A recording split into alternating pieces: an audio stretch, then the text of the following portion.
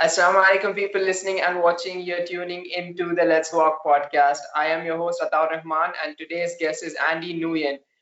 He's a medical student and he'll be sharing his journey. Andy, thanks for being here.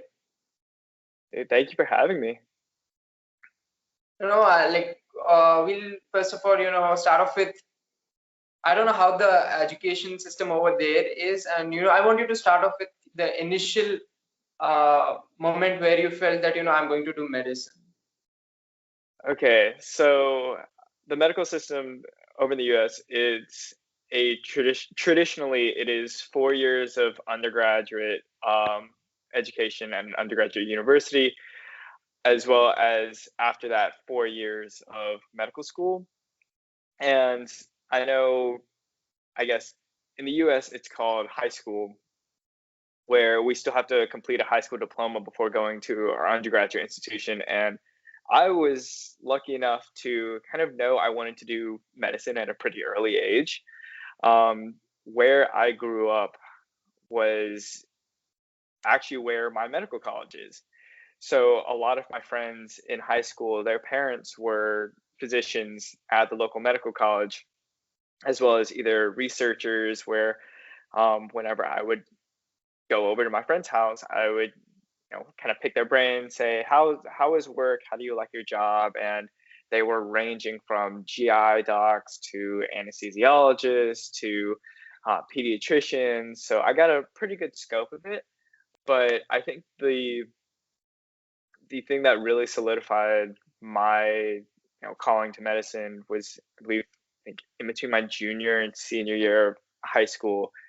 I got into a kind of summer biomedical research program at the local medical college, and that's how I wanted to spend my summer.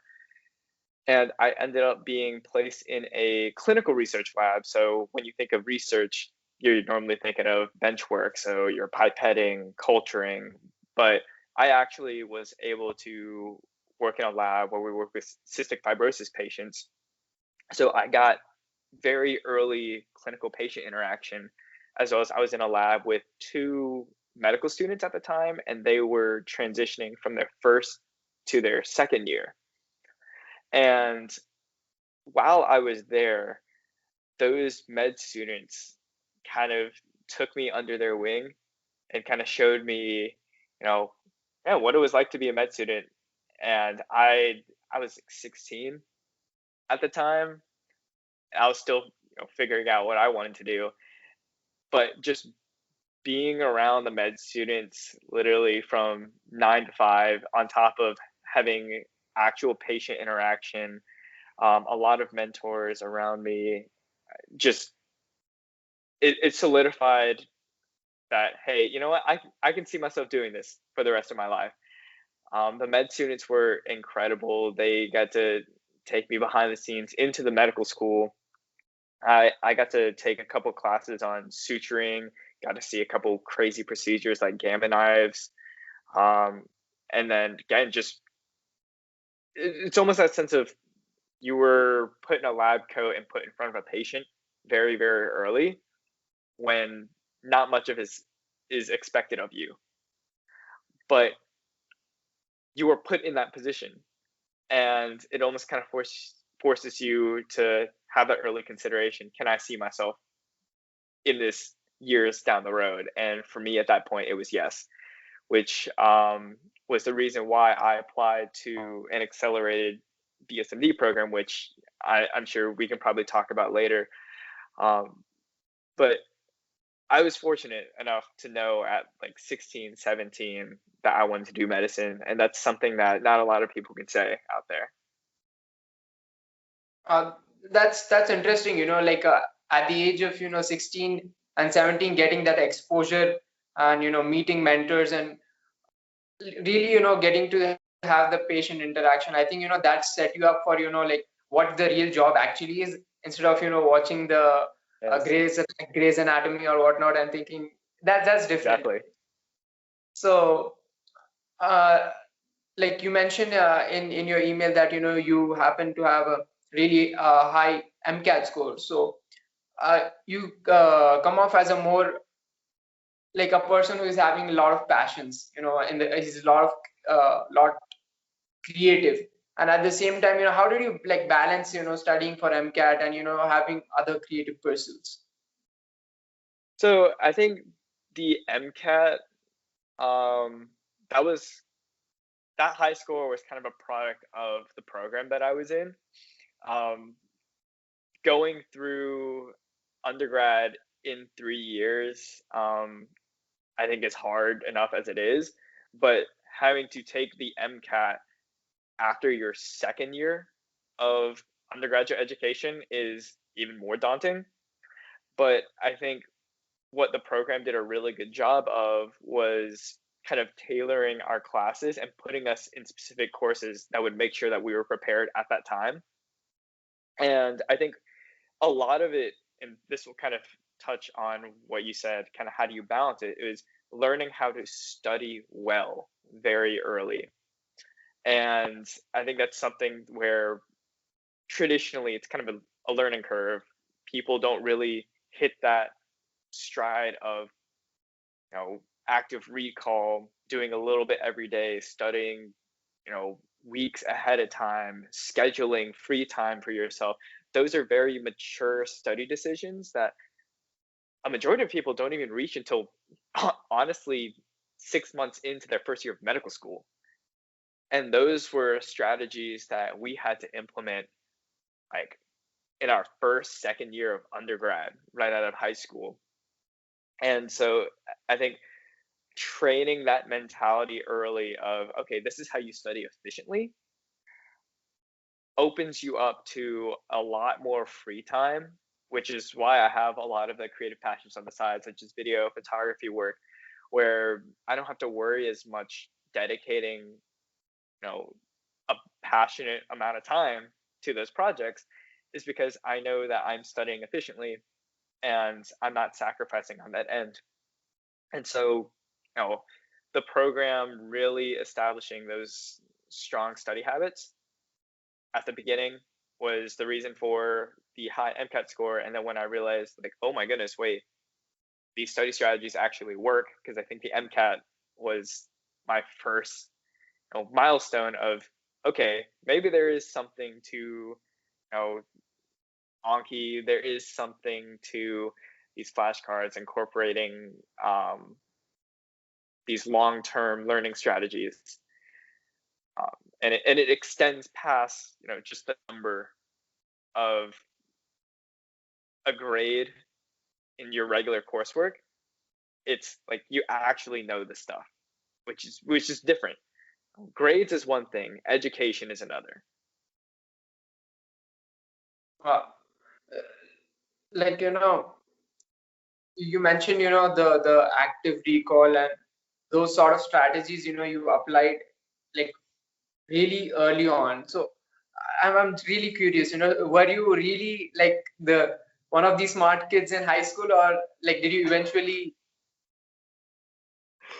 Um, I mean, I hate to give it that label, because that has somewhat of a negative connotation at times for the listener. But I mean, I would say I was definitely a good student in high school, but I was sure to balance that out with things outside of the classroom. I was student body president in a high school, student section leader. I love sports, and for me, like being the leader of the crowd, leading chants, leading all the pep rallies for our football games, basketball games. It was one of the most memorable times of high school, and on top of being super involved in my community with the Red Cross Youth Board, raising literally $55,000 every year for, disaster relief across the country, um, being heavily involved on my county like board of education's um, leadership team, where we were able to make legitimate changes to our curriculum. We were able to add a free period for our seniors.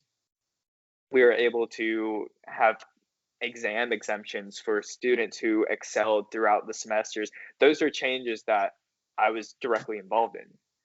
And so these are on top of, I was also a varsity soccer player. Yeah, so it's like, as much as the grades were also there, I made sure that that was not all of who I was. And I think that's super important for any students listening, pre-med undergrad, that, you know, the grades and the test scores are not the only thing that you have.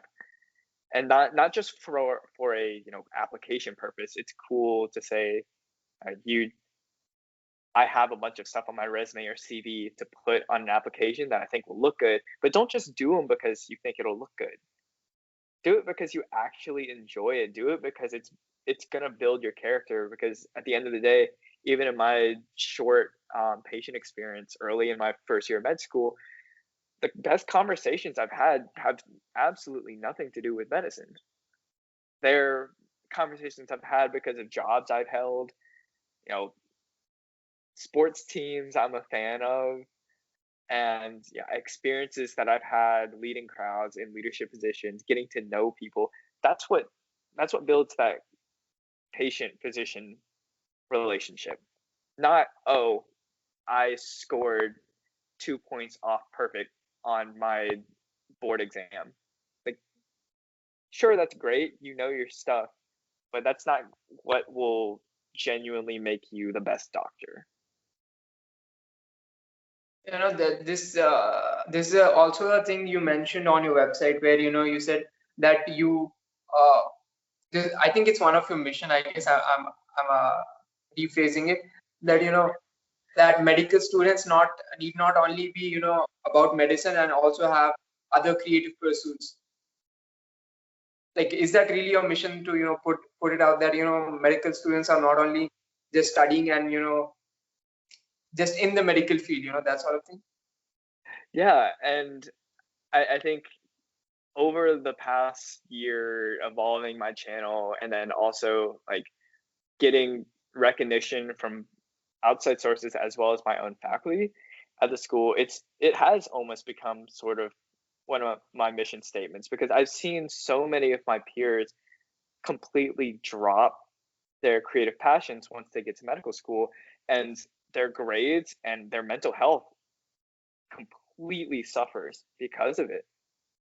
And at the same time, like I mentioned earlier, they're they're losing a part of their humanity that's almost what they think the sacrifice is worth, is becoming a better doctor, but in fact is they're doing the opposite to themselves.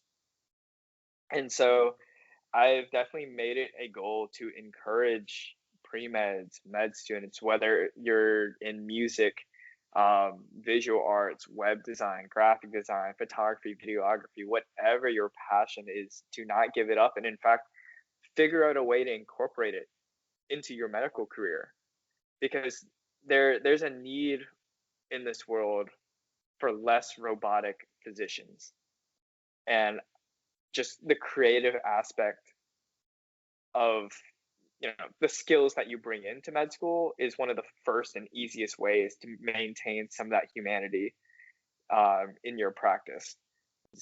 I know in the States it's just an absolute epidemic. There's so many studies where, you know, patient satisfaction ratings for physicians are dropping like crazy, because you know our system is kind of breeding these very routine based, very cold, calculated physicians, and we have to actively fight that because we don't want that becoming the norm anymore.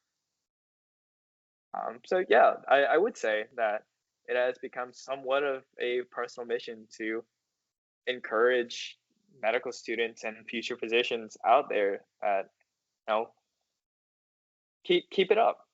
You don't have to give it up, and it will make you a better doctor. It'll keep you more sane throughout the process.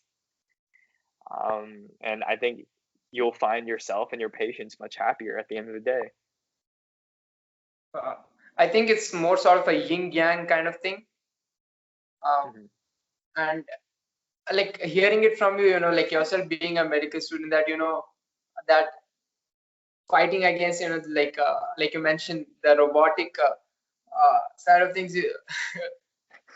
Sometimes I do feel that, like does, like do people say that, these I mean, doing YouTube or something like that is unprofessional as a doctor, or unprofessional, that sort of thing, that question, do you get that?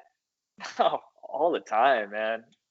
Absolutely all the time. I think there's definitely early days in my channel and making things where like I was 100% told to put down the camera. I still have a screenshot of my first hate comment on one of my videos, and it was literally that. It was going, "How can we take doctors seriously when you guys are trying to be Hollywood?" Shut. It was basically, if you heard the whole debacle about like LeBron James a couple years ago, and a reporter um, basically told him to shut up and dribble, as in response to him kind of advocating for social justice. And I think the same concept applies here, where a lot of physicians, it's this weird paradox of, we want you to be more humanistic, but being more humanistic is unprofessional. And like, that's something I continually fight with my faculty about, because it's a battle worth fighting. And the thing is, it's finding the correct way to incorporate it. And I mean, there's a research project that I'm actually presenting fairly soon to our psychiatry department, where I'm sure you've seen a lot of YouTubers, like pre-med, med student YouTubers out there, where they have videos of how I study for 10 plus, 12 plus hours a day straight, And I think for me personally, and the funny thing is, I know I am like personally friends with a lot of these creators, right? I I understand from a creator aspect, those videos do well. That's what brings in the money. That's what brings in the views. But I actually did a survey across all my socials, as well as a couple of my, like, I guess, quote unquote influencer friends. And I have an N of about like 750, 800 of students. I asked them, after seeing those videos, do you feel either motivated or inspired? Or do you feel anxious or an inadequate student? And about 75% said, I feel anxious and inadequate after watching that. Because it, I think the the creative aspect of putting out content as a med student, pre-med, can be a very much double-edged sword. You can either inspire and inform, or inflate your own ego and try to promote a hyper productivity culture that is dangerous to not just current medical students, but the next generation of medicine, the pre-meds in high school, undergrad, that think that, oh shoot, if I'm not studying 14 hours a day straight, I'm not going to make it to medical school. And I'm here to tell you that is just not true at all. But it's dangerous, because the latter is what is popular. You get guys like Ali Abdal, Karma Medic, and like, no offense to those guys, they're absolute pioneers on the platform. But I think they're riding a very dangerous line where, their audience is huge, a couple million. There are people all across the world watching them, and the mature way of approaching those videos is, okay, let me see what these guys are doing. What's helpful? I'm gonna take it. But if my study strategy doesn't look exactly like theirs, but it works for me, then I'll leave it. That's the mature way to approach those videos. But the problem is with, and like I mentioned, the millions of views they rack in, it's not safe to assume that everyone approaches it in that mature manner. And so imagine little Jimmy, who's a junior in high school, wondering, okay, I want to apply for med school. Let me see what a med student is like. And they see that and go, oh my goodness, there's absolutely no way I'm going business. You know, I I don't think that is the correct way to be a medical creative. And you got a lot of them doing vlogs and stuff where it's showing almost kind of a raw, very emotional side of it. But for me, I have some filmmaking and like videography background coming into medical school. So a lot of those vloggers are med students first who are like, okay, now let me try to learn how to pick up a camera. Whereas me, it's like, okay, I have filmmaking experience coming into med school. I want to create, you know, literal art, but put it through the lens of a medical student. So it's coming from a very different perspective. And I mean, trust me, I've done the how to study videos, I've done the vlogs simply because I wanted to try it out and see where the algorithm goes. But I'm sure if those of you watching and then you as well have seen some of my recent stuff on my channel, I started an interview series kind of twisted off the 73 questions interviews from Vogue, where they do it with celebrities. I twisted it to do it with all the different medical specialties, and that's something that one I can deliver as somebody with filmmaking background. I can deliver them to look a little bit better than just like the sit down, I'm sitting across from you, super stagnant, dry interview. But also, obviously, COVID is a thing. For the majority of my first year of medical school, wasn't even allowed in the hospital to shadow, even as a medical student. And I'm over here going, look, I need to make a decision on my specialty fairly soon. How do I get to meet these people? And so that's where the idea came up. Absolutely took off. I'm getting a couple thousand views per video. One of the ones I made has like 100,000 over views, but it was a way that I could use my creativity to serve others in an area that I saw there was a lack of information of, but do it in a way that was entertaining, useful. Of course, I'm asking how do you get to your specialty, how many hours you work kind of thing, but I'm also getting a picture of their personality, because one of the main contributors of what specialty you go into is it's a personality match. So you don't get those in the traditional sit down, let me like almost interrogate you kind of interviews. And that's something that I took kind of my photography directing experience from and was able to incorporate that with my video work and turn it into a product that only helps. And that's been my battle since the early days of my channel. This is a long-winded response to your question at the beginning, where now my faculty have reached out to me. It's gone absolutely through all the way up to my dean, as well as with my most recent collaboration with a couple medical students doing the music video, thanking our essential frontline workers. All of a sudden, people are going, wait, this is actually having a bigger impact than we thought. And not just that, but they're going, wait a second, this is pretty good for a med student, which is the most backhanded compliment and the funniest compliment I always get. But yeah, people, I think it's almost like you have to work but believe in your vision until you prove them wrong, because they'll always say, that's unprofessional, what are you doing? And you always have to be careful sometimes, because sometimes they're right.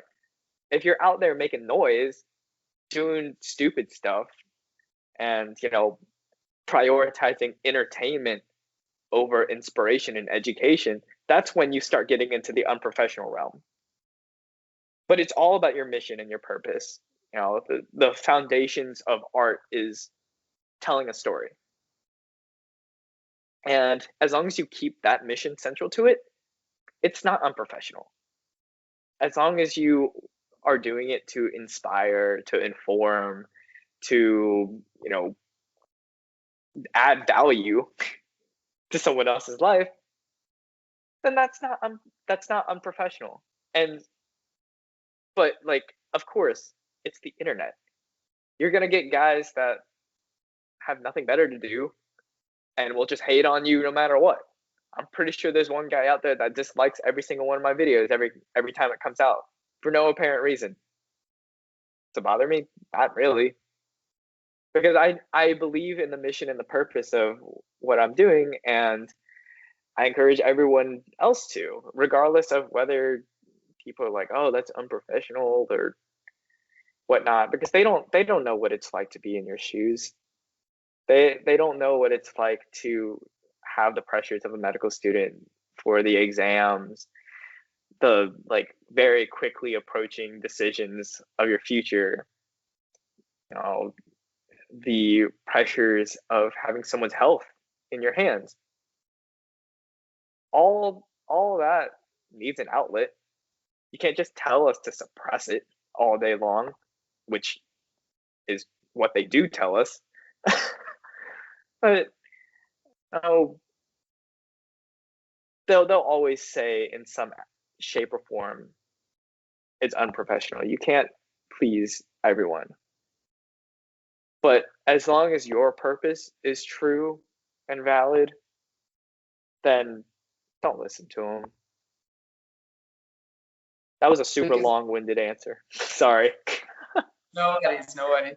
I asked a similar question to one of the pharmacy students I had. He also have a similar background in filmmaking, and he gave a different view. He said that usually when it's the medical field or it's the pharmacy field, usually people are too too into it that they don't see, like, they see only the pharmacy stuff. And then if somebody is doing something differently, he said that gives him more sort of an unfair advantage when it comes to opportunities, such as meeting mentors and like in terms of like business and whatnot. So that's different. But like somewhere there's always that thing that some people they might say that in one way or the other that it is unprofessional and whatnot.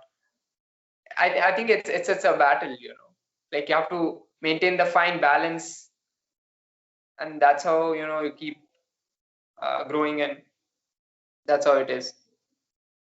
Yeah, and I'm curious. I'm curious to know about the other person, because they're the medical field and medical school has a long history of being pretty toxic, where you know some people just cannot be happy for others. And I mean, I will admit that the video work that I've done has given me an extreme amount of connections, outreach. I have deans and everyone reaching out to me saying congrats. It's an easy way to get your foot in the door. But I also have had people in my class that are like, that's not fair, and then try to actively tear me down, or figure out a way to make me sound bad for what I'm doing. But here's the thing. When you have those connections and everything, it's like they know the real you. When you get to talk to the higher ups, the deans and everything, and they know your mission, it doesn't matter what your classmates can slander you with, because they know the truth. And it does concern me, though, that you mentioned your friend's response, because that's just kind of more proving the point of just how toxic medical culture can be, where it's like almost crab bucket mentality. If you're climbing out and doing something different, I'm gonna drag you back down simply because I can't get what you're getting, and that's not the way to go about it, you know.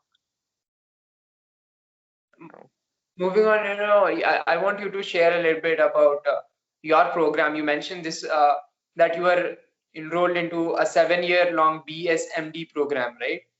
So I Mhm. want you to share about, like I've heard of BSDO programs. I've heard of traditional MD programs, and they do the 4-year undergraduate and then they go to med school. I want to hear about this one. So, BSMDs, I guess if you've heard of BSDOs, they work in a very similar way where you apply out of high school and it gives you conditional acceptance to their affiliated medical school, but it's contractual. So basically, I guess broad picture, it's an accelerated medical program. So they will either condense your undergrad, well, they'll usually condense your undergrad into shorter than 4 years.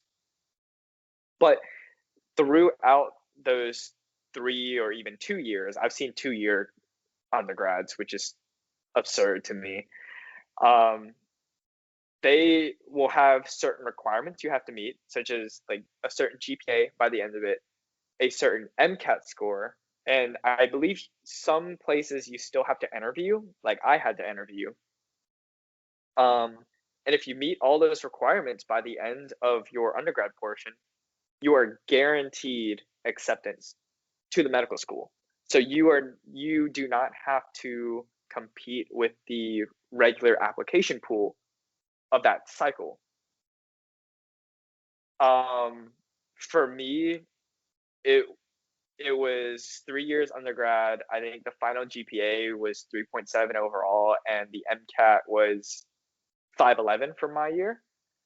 As long as you hit all that, and obviously don't say anything too stupid during your interview, you're you're in med school. And there's been a lot of different varieties of this kind of program. Some people completely waive the MCAT, but it only guarantees you an interview at the med school, so it doesn't guarantee you a full acceptance. Some are a 6 year program, so it's only 2 years of undergrad and then you go to med school. Some are an 8 year program, so you still do your 4 years of undergrad, but you just have conditional acceptance to the med school. Um, and then some they let you apply out to different med schools. For me, it was contractual. So even though I got a 98th percentile MCAT score and I had like a decent resume, if the second I apply to a different medical school, other than the one that I signed to, I void my contract and I no longer have a guaranteed seat at that med school. So, but other places, they'll let you apply to a different med school if you ended up doing well in undergrad, which again, that's up to them. Um, but yeah, I think that's the overall basis. These programs were originally made in, I believe, the 1950s, 1960s to combat kind of a doctor shortage, which I guess there in the US, there still is a physician shortage. Um, and it allows those like myself who knew at an early age they wanted to do medicine to kind of get rid of some of that fluff, get rid of some of that stress that general applicants have to have, because I'm sure, as many of you know, med school is just becoming more and more and more and more competitive. And so the traditional medical student of doing 4 years undergrad and then just going straight in to med school is becoming a thing in the past, where it's so competitive, you have almost no choice but to take 2 gap years, like 1 to 2 gap years after you finish undergrad, to go do full-time research, to go work an MA, which medical assistant, or do like a whole nursing job, just so that your resume is competitive to get to be a general applicant. So these programs are fantastic because I didn't really have to beef up my resume if I didn't want to. Obviously, that's not how I decide to educate myself and build my character. But yeah, if you really wanted to, you could do absolutely nothing in undergrad and just get your MCAT score and your GPA requirement, and you get in to med school. But I think that's kind of a negative aspect of it. The overall net positive is you're allowing people to go to med school with a little bit less stress and a lot more foresight into the career they want to have, so that they can concentrate on being a better doctor and not just getting in, if that makes any sense. Yes, yes. That's fair. That's fair. You know, like we have a different, like sort of a different approach. Like in India, it's like Mm, directly after high school. So that's yeah. 12th grade. Directly we apply for this exam called NEET, and it's basically like the MCAT. And after that, you directly go into med school. So there's a lot of years being saved, I believe. Mhm. You have like about four years of undergraduate, right? We don't have that thing. Yeah. And directly we like the students, they go into med school. But now the thing is that they have the MBBS degree, that's a med school. Yeah. And that is becoming sort of a, it's becoming the norm. Like before, MBBS was like, he was a medical doctor, but now it's like if you're an MBBS, it's like, so what, you need some specialization and that sort of thing. Hmm. And I want you to like, are these programs like very few in the US? They are definitely few, but I think there's a lot more of them than people realize. Um, the program I was a part of was fairly new. I was only the fourth full class to go through the program. So it was kind of cool. I was actually almost a part of the building process of the program in a way. But I have a friend, Josh Chen, who also has a YouTube channel. He's got like 41,000 subs at this point. He was at the Penn State University program, and that program's been around since like the 50s, 60s. That was one of the first ones that came up. And then I know I can name about 10 off the top of my head right now, but there's definitely more to them. It's just my advice when people ask me who are considering these programs, is you have to look at the specific program. There are definitely a good few out there, but every single one is different. That's the thing. There's no standardization. Well, there's standardization once you get to med school, but that before med school part of it, everything's different. Like I mentioned before, some are 6 years, some are 7 years, some are 8 years, some are conditional acceptance, some are conditional interview, some have no MCAT, some have MCAT. There's so many different variations of it, and you have to choose the one that is right for you. And also look into their medical school, because a lot of them are contractual. You have to think, okay, yeah, here's a BSMD program, but it's to some random small medical school that barely is accredited in the Midwest. There are definitely some out there like that. And those are programs that you probably want to avoid. You most likely you want to go to ones that have a bigger affiliated medical school, just because it will help you in the long run match into the specialty that you want. So there are options for sure. It's not like there's only 2 or 3 in the country. So how did you make the decision, like I want to do like there's always this debate, right? MD or DO, right? How did you make the decision? Honestly, in my personal choice, it was somewhat of a financial decision. So DO schools are mostly private schools in the States, which means that even if you qualify for in-state tuition, your in-state tuition is probably about $30,000 per year more than going to a state MD school. And also, at least in the States, I hate that it's like this. I really do. But I think DOs just get institutionally kind of screwed in the match. There are changes being made. Their DOs are being blinded against MDs. I think starting my application cycle, to be honest, like this is very, very new. And they're also moving to make COMLEX, which is the DO equivalent to step one, also pass fail, but also I think they're just working to get rid of COMLEX in general and just have everybody take USMLE step one across the board. But I think, again, I've worked with a ton of DOs.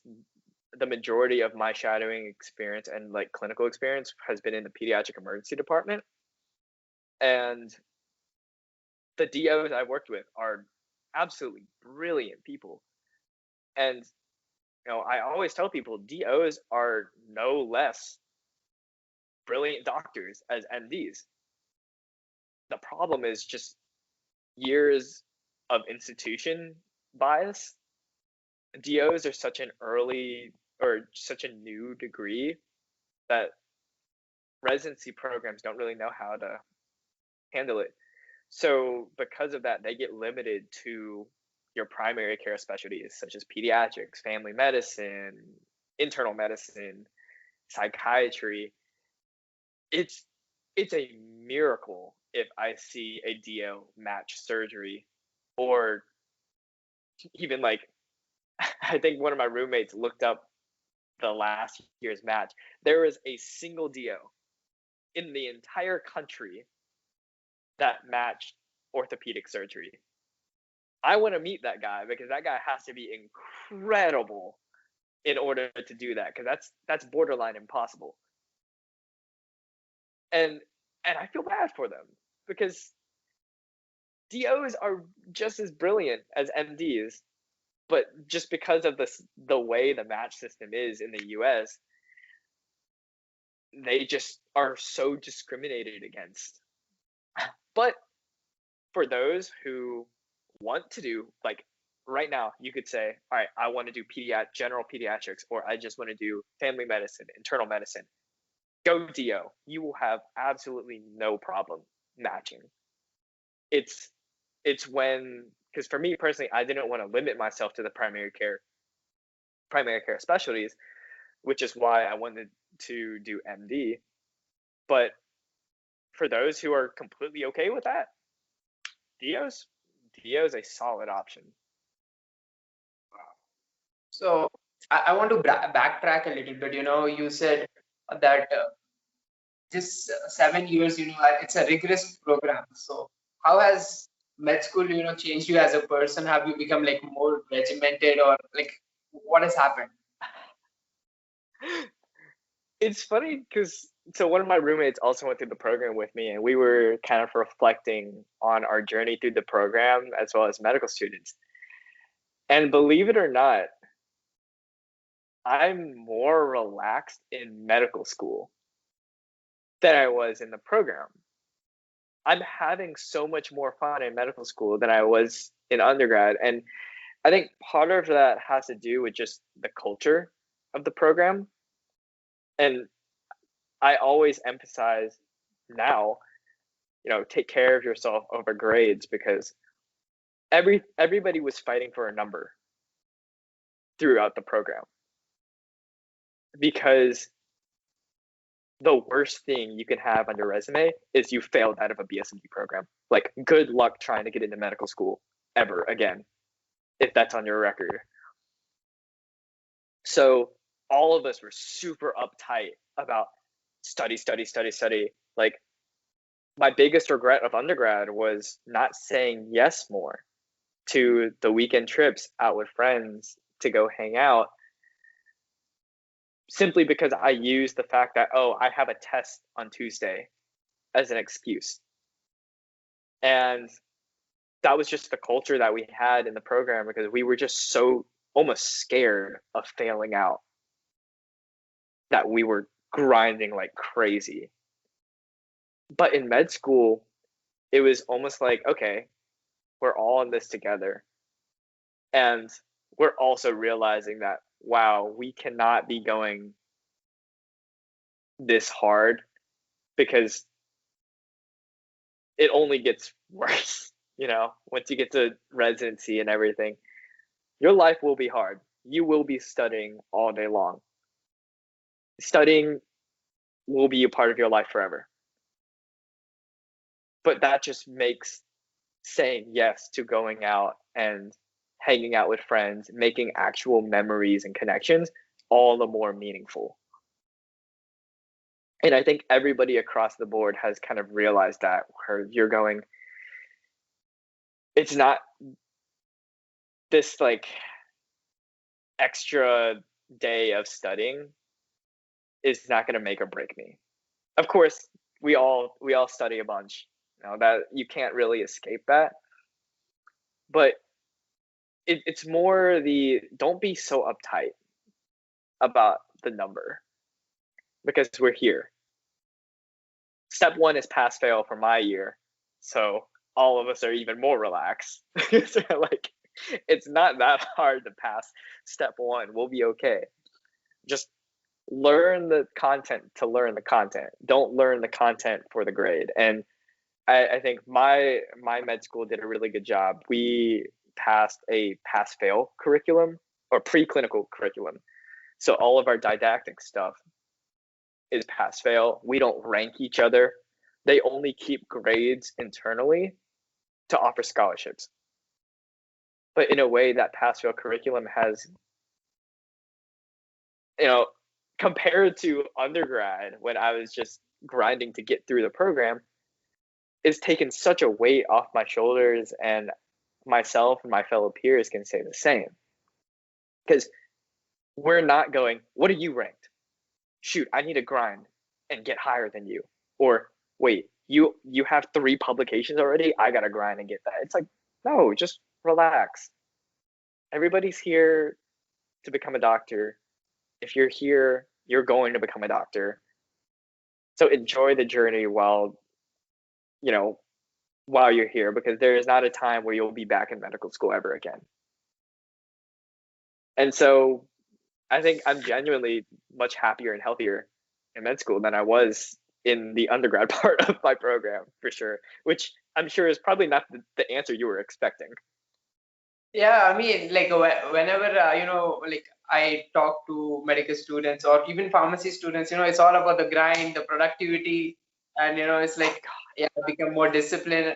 And like whenever I try to take interviews and whatnot, I try to be like a blank paper, so be there to receive, and like you get more insights and whatnot. So like it's unique. It's interesting that you're saying that despite have being in a more rigorous program, that you're more relaxed.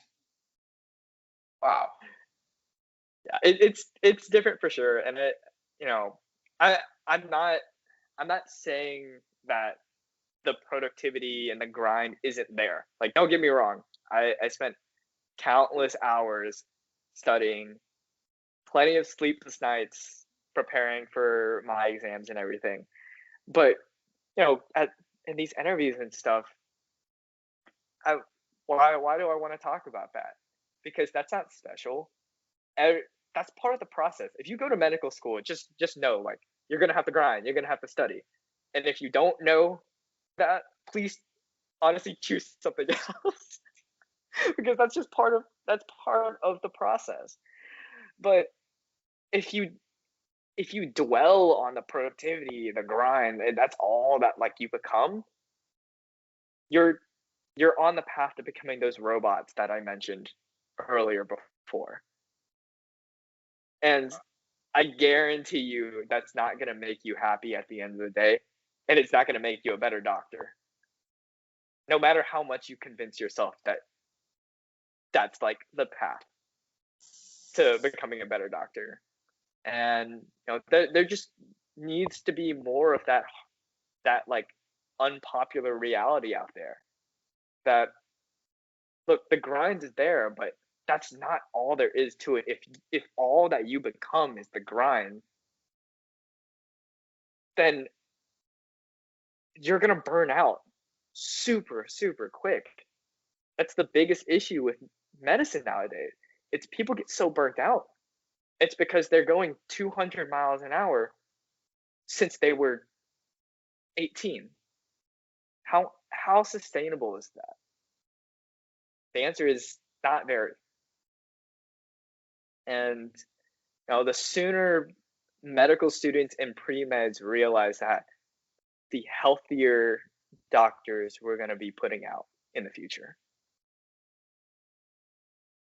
I feel you're yeah, I feel that you're creating a revolution, by at least you're impacting people in such a way that at least that they develop other parts of their personality, other parts of their life, rather than having it just medicine or just pharmacy or just law school.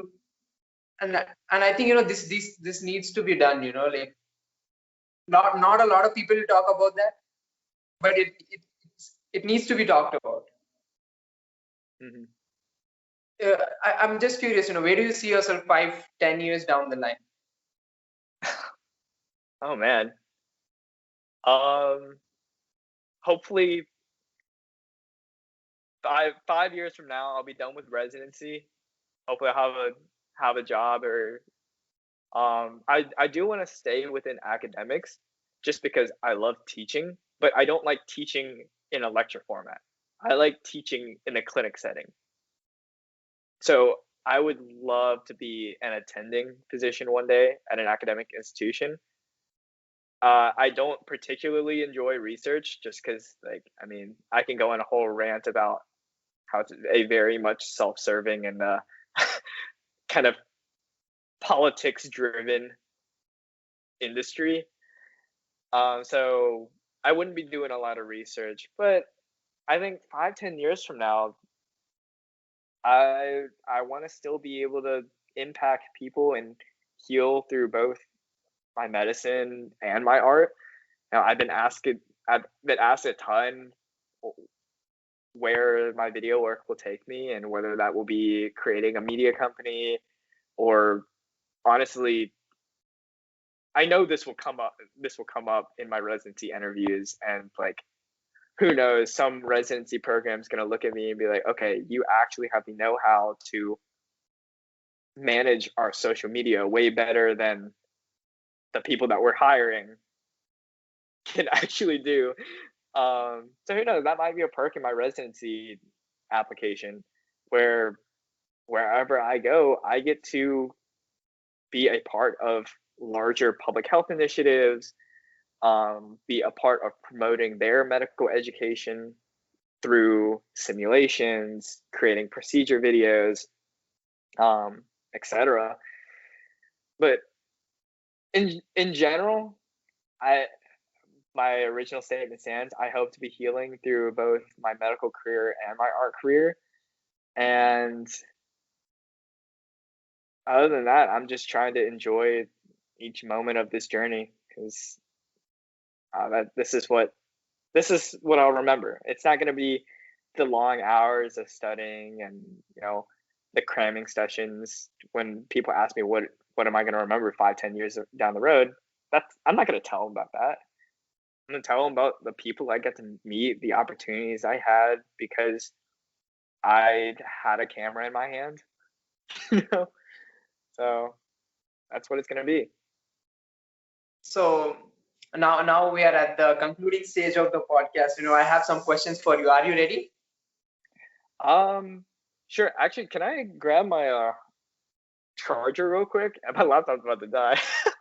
Yeah, no worries. You can do that. Yeah. Hold on. Just give me a second. I'm sorry. I know it's recording, but I guess No worries. We can do that. you can cut this. All right. And Yep. should be good to go. I'm ready. Okay. So these questions are called the perspective questions to bring perspective in life. Okay. So Okay. if you could start all over again, what would you do differently? Honestly, nothing besides say yes more in undergrad. I think that's the only thing I would have done differently, because unlike a lot of my peers, they're like, I would love to go back to undergrad. I had a ton of fun and everything, which like I definitely did have fun in undergrad, but it was nothing that I would say I would want to go back to. And I think if I just said yes more, I would have still been okay, making it through the program, and I would have a lot more memories to recall. But other than that, I don't have a single regret. I think people who might be listening, it's who might be in undergrad, or who might be in high school, they'll hear this and chill a little more and relax a little bit more. I hope they do, because I mean this process is supposed to be fun. You're supposed to find medicine fun if you're entering this field, and you'll you'll just enjoy it so much more if you take a deep breath, relax. Don't worry so much about getting to the end goal that you miss out on the opportunities and the fun getting there. It's cliche, but retrospectively, I mean it. So the second question is, if you could meet three people, dead or alive, who would they be and why? Ooh, who are alive? Ooh, man. Um, First one, uh, yeah, longtime soccer player and Barca fan. So Leo Messi. I would absolutely love to meet that guy and just like hear all the crazy stories and experiences he's had under his belt. Um, ooh, man, who are alive today? Huh. Casey Neistat for sure. Um, and that's just for me. He was one of the primary inspirations for my channel, and just like a lot of my early beginnings of getting into videography, photography. And then, man, I would I want to say Kobe so bad, but R.I.P. Kobe. So I guess we'll I guess we'll leave it there. I would have loved to have met Kobe. He's been one of my childhood inspirations for the drive and the perfectionism of every art form that I have, whether it be academic or creative. Oh, he definitely was an inspiration. The Mamba mentality. I think Yeah. it transcends beyond basketball. It can be applied to every single aspect of life, and that's something which inspired me also. Uh, be it school, be it the preparation of games and whatnot. It definitely was a thing.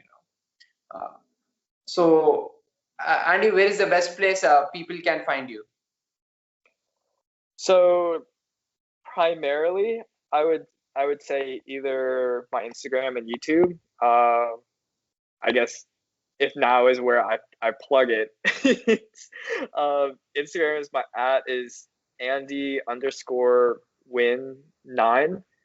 YouTube channel is NDMD, like literally the letters ND space MD, and there's a little bit of sentimental meaning behind the name.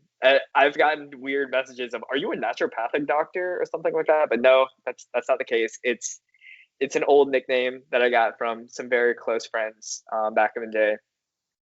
And if you want to find out more about my missions, as well as see kind of more comprehensively my projects creatively, my website is ndmdproductions.com. You can check it out there, and that is where you'll find my 73 question interview series, as well as a lot of my freelance photography and videography work. Oh, I'm just curious, did I pronounce the name correctly? Was it a Nguyen? It's the Vietnamese pronunciation is Win, like with some accent marks to it, but normally, at least in the States, I say Win, like Win. That's the Nguyen. easiest way for people to pronounce it. Nguyen. Wow, no, once again, I apologize, if I got it wrong. Oh, no problem. You're not the first person to. Okay, no worries. So, people listening and watching, this brings us to the end of the podcast, and I hope you guys learned something, at least to relax a little bit in high school and enjoy more life, enjoy more of life, and take those little breaks. And at the same time, yeah, we all have to study. It's being it in medical school or pharmacy school, but at the same time to enjoy the finer moments in life. And until then, stay blessed, keep taking action, and we will see you in the next one.